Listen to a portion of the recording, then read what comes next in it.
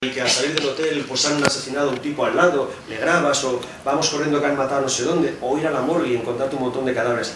Pero esto, de salir por la calle cualquier día y en una mañana comerte 4 muertos, 5 una de ellas, contando la noche, en un solo día, no me había pasado. No me había pasado esa sensación de, joder, este país se está escapando. Este país está muy cerca de convertirse en un estado fallido, tiene casi todos los parámetros para convertirse en un estado fallido, ¿no? Es decir, que ha tocado fondo, solo puede ir a mejor. ¿Hay allí otra, creo? Hola. Sí. Pues es que yo estuve en Honduras el año después del golpe de Zelaya. Y Has sí dicho que, Ayala, perdona. Nada, y sí que para pensar, digo, a ver si me equivoco. Bueno, y para mí tiene mucho sentido recordar. Bueno, sí recuerdo la sensación de cualquier pequeña tienda, una persona con un fusil y todas esas cosas que, claro, que al principio pues te impresionan mucho. Y luego, sorprendentemente, uno se acostumbra a muchas más cosas de las que uno cree. Pero bueno, sí que bueno, para mí tiene mucho sentido hacer el recordatorio de eso, que cómo tiene sentido que Honduras esté como esté, porque no le importa a nadie, ¿no? Porque es un medio de paso del narcotráfico internacional y hace muy bien el papel para el que lo utilizan, y lo hace perfectamente. Entonces a nadie le interesa que eso cambie, ¿no? Y bueno, también recordar como aquí cuando hubo el golpe de Zelaya, no sé cómo, creo que recordar fue un mínimo intento de reforma agraria lo que hizo. Y bueno, pues aquí se hablaba de Zelaya, se hablaba de Honduras y ya no se vuelve, ya nadie vuelve a hablar de Honduras, ¿no? Oímos hablar de Venezuela y todo el rato, y bueno, solamente hacer una reflexión sobre lo manipulados que estamos y sí, es un país pequeño, está situado en un lugar que no es estratégico, excepto para los narcos, ¿no? Y es un lugar que importa a poca gente. Hay países que de alguna manera están malditos en ese sentido, ¿no? Dicho todo esto, a ver, Honduras es un país en el que probablemente el 99% de las personas son personas estupendas que solo piensan en trabajar, darle una buena educación a sus hijos y salir adelante. Esto pasa siempre en todos estos países. Pero es cierto que también que en estos momentos es el país más mortífero del mundo. Honduras es el país donde se graba Supervivientes para Telecinco. Pero al otro lado de la playa están así. Y a mí hay veces que me fastidia ver este tipo de cosas donde tenemos un programa, un reality, para mí estúpido, donde tenemos un montón de gente que no valen nada dedicándose a correr en pelotas buscando caracolas, pero al otro lado ocurre todo esto. Y es el mismo país. Sí, tenemos una ahí antes.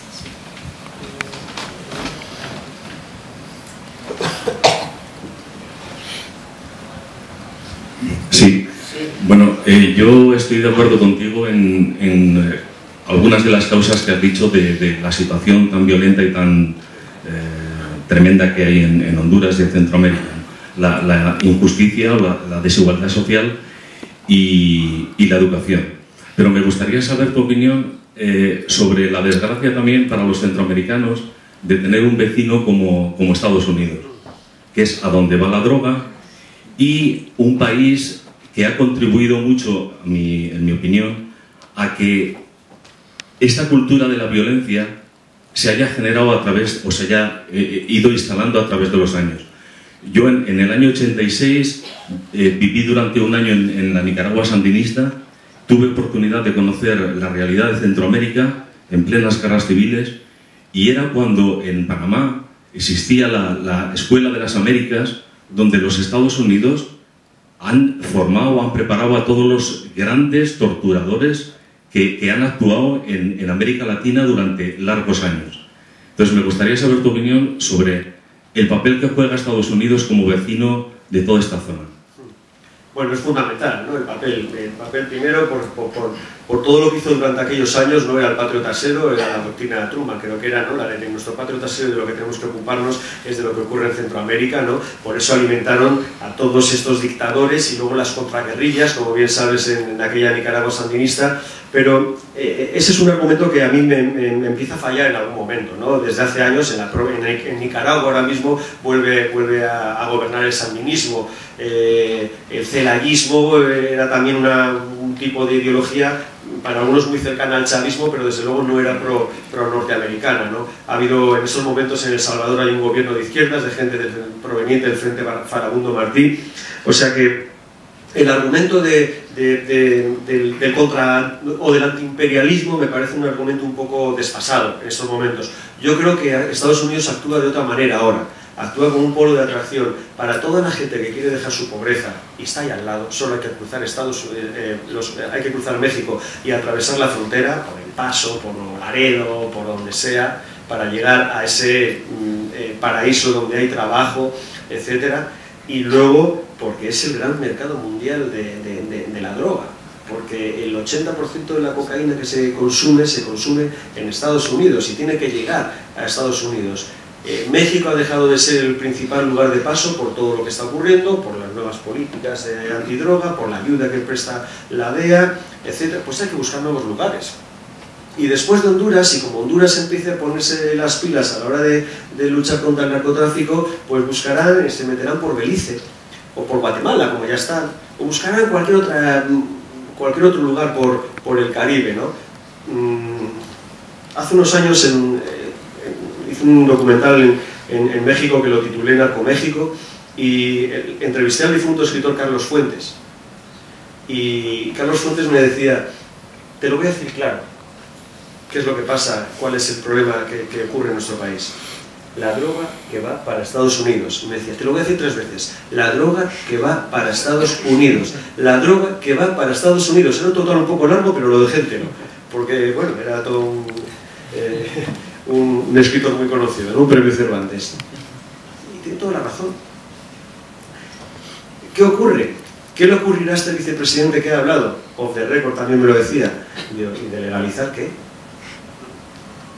Porque quizás, si se están poniendo tantos muertos porque la droga es ilegal, ¿y de legalizar qué? Dice, bueno, es que bueno, ya veremos. ¿Qué está ocurriendo ahora? Que hay un movimiento de expresidentes centroamericanos, sudamericanos, algunos de ellos bien conocidos, incluso mexicanos, que están apoyando la revisión de todas las políticas estadounidenses y al fin y al cabo de las Naciones Unidas sobre la lucha antidroga. Después de 50 años de lucha, de muchos recursos gastados, de muchos millones invertidos y de muchos muertos puestos, como decía la rectora, sobre todo de los pobres, seguimos igual. Y este señor me decía, bueno, quizás cuando deje la vicepresidencia pueda pensar en decir públicamente que a lo mejor hay que legalizar la droga, pero no será un discurso que defienda yo mientras sea vicepresidente de Honduras. Ahora, bueno, primero agradecer el riesgo que habéis vivido, porque me parece un documento muy interesante. Y luego me gustaría saber si habéis encontrado algún tipo de movimiento social, porque yo creo que aunque se naturalice habrá gente que estará ya harta de vivir eso y de sufrir eso. ¿No habéis encontrado algún movimiento? ¿O el vicepresidente qué planes tiene para acortar eso? ¿O ni siquiera se le ocurre nada? Sí, bueno, tiene planes. Lo principal es limpiar su propia administración y limpiar toda la policía corrupta que tiene, ¿no? Claro que hay movimientos sociales, muchos de ellos heredados de antes incluso del golpe de estado de Zelaya, ¿no? Gente que se mueve a nivel de calle y que denuncia constantemente lo que está ocurriendo. Yo fui, digamos, al que pasa por ser la institución más seria a la hora de contabilizar. No quería solo víctimas o gente que se quejara, sino quería alguien que de verdad hiciera un trabajo o un contratrabajo a las cifras que da el gobierno. No sé si habrá algún representante de la Embajada de Honduras aquí en este momento, pero antes de la emisión de este documental se nos requirió, la verdad es que amablemente, a que actualizáramos las cifras, porque como bien dice el vicepresidente, las cifras ya no son de 79 muertos por cada 100.000, es decir, 19 muertos al día, sino que han bajado a 69, es decir, 15 muertos al día. Y lo mismo que le dije al vicepresidente, le dije a la Embajada de Honduras, cuando esas cifras sean avaladas internacionalmente por organismos como Naciones Unidas, en su unidad contra el delito y las drogas, entonces hablaremos de las nuevas cifras, pero si no, las cifras siguen siendo cifras de parte del gobierno hondureño y de su policía, que desde hace 2 años ya no proporciona cifras. Entonces la gente como el Observatorio contra la Violencia en estos momentos tiene que contrastar las cifras que le da la policía con las que se publican en los medios, con los tweets o mensajes que van llegando constantemente de lugares, e ir contabilizando muertos. Y hay una diferencia de 1000 muertos el año pasado. O sea que yo ojalá le pueda dar la razón al vicepresidente en breve de que las cifras están bajando, pero esas cifras todavía no están contrastadas internacionalmente, ¿no? Tenemos dos últimas preguntas aquí, una y aquí. Sí, hola. Bueno, mi pregunta tenía que ver con esta última, pero más escueta. Luego quería hacer también una observación. La pregunta era si ves alguna posibilidad de esperanza, algún atisbo de esperanza para que esto, pues eso, por el gobierno, por las organizaciones, por tal, ¿no? Si tú has percibido alguna esperanza de cambio en este sentido. Y luego la observación es que estoy de acuerdo contigo, o sea, una de las cosas del documental es lo que te impactó, el tema de la costumbre, de que la gente se acostumbrara a los muertos y tal. A mí eso también me impacta bastante, pero incluso en este país, porque en este país están muriendo mujeres y nos estamos acostumbrando. Yo creo que es un defecto del ser humano. Llegamos a asumir ese tipo de cosas y deberíamos de no hacerlo, ¿no? Porque no tiene Sí, por empezar por el final. No creo que es comparable de todas formas, son buenos. pero sí, exacto. Pero sí que en este país tuvimos una aceptación de la violencia cotidiana, por ejemplo, del terrorismo. En los años 80 o en los años 90 hubo que cambiar muchas mentalidades, empezando por los directores de periódicos. Lo importante no era el muerto sangrando en primera página, porque se le estaba haciendo la publicidad, la propaganda al grupo terrorista, sino que era centrarse en las víctimas, de alguna manera, ¿no? Eso es un proceso que tiene que llegar todavía a Honduras. Como he dicho, el documental se centraba en una cosa. El día que se haga un documental en algún momento sobre la violencia contra las mujeres en Centroamérica, o sea, las cifras van a ser, o sea, ¿no? Nos van a entrar en sonrojo, vamos a decir que bien estamos aquí, con lo mal que estamos aquí. Con lo mal que estamos aquí.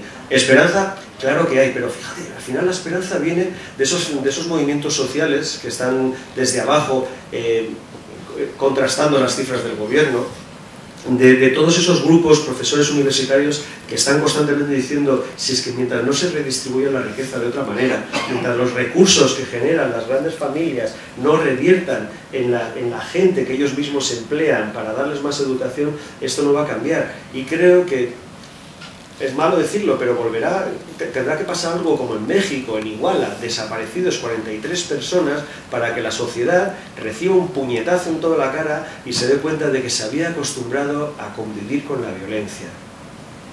Que como en México, esos no me acuerdo cómo les llamaban, en los periódicos iban siempre unos contadores de muertos, no me acuerdo cómo les llamaban, los muertómetros o algo así, y cada día subían de 5, de 20, 25. Y eso no hay que aceptarlo. Como sociedad, algo falla en tu gobierno y en la gente a la que votas y en las instituciones que supuestamente te ordenan la vida, judicatura, policía, estamentos económicos, lo que quieras, empresariales, cuando en tu país están muriendo 19 personas al día. Algo falla. Sí, ¿no? Yo tengo una curiosidad, el tipo mercenario, no sé cómo llamarle, el que tiene la agencia, ¿es español? ¿Tiene pinta de español? Sí, es español, sí. Es español, sí. Es un tipo que tenía yo su contacto hacía tiempo y reapareció en Honduras y me pareció necesario meterle porque me ilustraba mucho este auge de la seguridad privada, ¿no? Que ha llevado a que haya el triple de agentes de seguridad privada que policías. Eso demuestra también que algo vuelve a funcionar mal en un país, ¿no? Cuando, digamos, el monopolio de la violencia lo debería tener el Estado.